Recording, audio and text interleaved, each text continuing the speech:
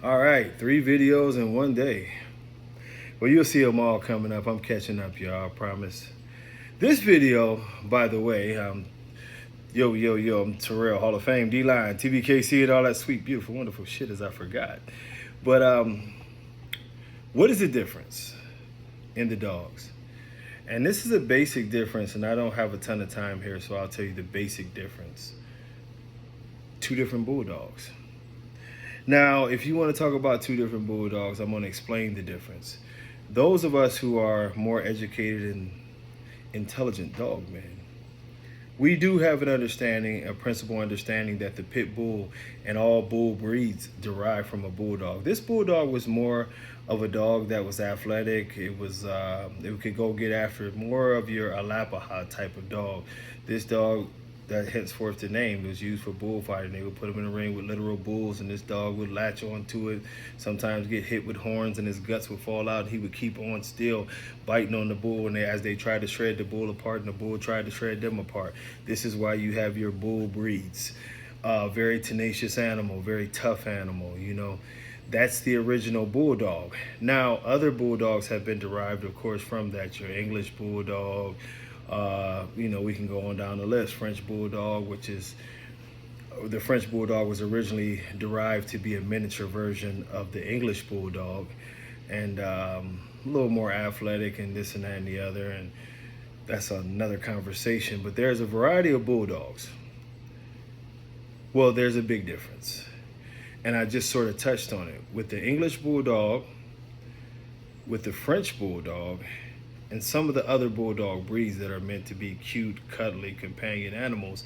There's been certain things bred into them. They're bred a certain way. You have pugs, you have other small dogs that have been bred into these dudes to make them lap dogs, and a little more, this or that or the other. Now, when you have the Alapaha, Catahoula, and those type of dogs that are in the bulldog family have been bred for something else. You know what I mean? They've been bred for more of a hunting, but still have a protection thing. So they have a different temperament. Now, if you go to the pit bull family, which the American bully is supposed to come from, this dog is supposed to be more stable around people, but definitely has drive. Then during our breeding process, we were supposed to take that drive down so that they could coexist with each other, but a lot of the same characteristics. Now, what happens is during the breeding process, of course, you have 2 different types of breeders. You had the breeders who were like myself, I would say Marco Suarez, Oscar Gomez, Sean from Blue Force. I mean, you go down the list, Carlton Pratt's. I feel bad leaving people off, so I'm just going to throw a couple more of the homies, Jake Lipton, Danny DeVoe. But, you have a lot of older breeders who believed in, we would do selective breeding. So what you would have with our litters is you would have 6, 7 terriers, one bully, you know what I mean? 3 bullies, 5 terriers. And we knew that this was the process, so we never ever felt like we were being let down by this process. Whereas you have the more new age breeders who have decided to not selectively breed, which would go back towards the more old bulldog, but they add in these newer bulldogs.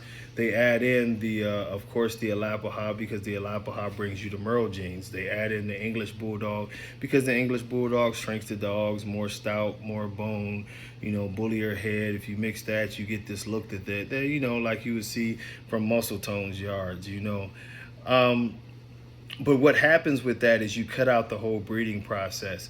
And what I mean by that is when you do a breeding process, keep in mind, as you start to cultivate a breed or even a bloodline, you go through a process of generations where you're removing flaws, you're perfecting certain attributes that you want. Well, when you decide to just randomly mix things in and do what you want, you cut that whole process out.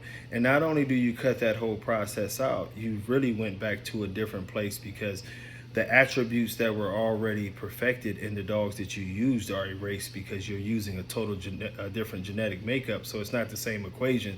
You can't expect the same results. And what we're doing is we're throwing these results out here, not actually knowing what they are. And this is why you start to see certain issues that are magnified. This is why you will see some of the more where you can tell that they use the English Bulldogs and shit like that, where these dogs have worse breathing than even a lot of the English Bulldogs. Same goes for the dogs who people who want Merles now. You're starting to see certain attributes to where these dogs have worse attributes than the dogs that they came from that have Merle dogs in them. And one of the leading things that you'll start to notice is the health difference. So selective breeders, we were literally going off of pit bull genes. This is one of the reasons why I can have dogs that are out in 100-degree weather, no problem. I can have dogs that are in 30-degree weather, no problem. I've been breeding for a quarter of a century now.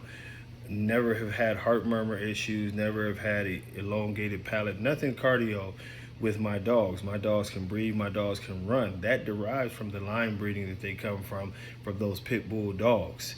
This is not an accident. This is them coming from the original terrier type lineage, and it's just been bred to push them towards their older lineage as far as their look, which is a bulldog that still had a gas tank and still had the attributes that I was looking for.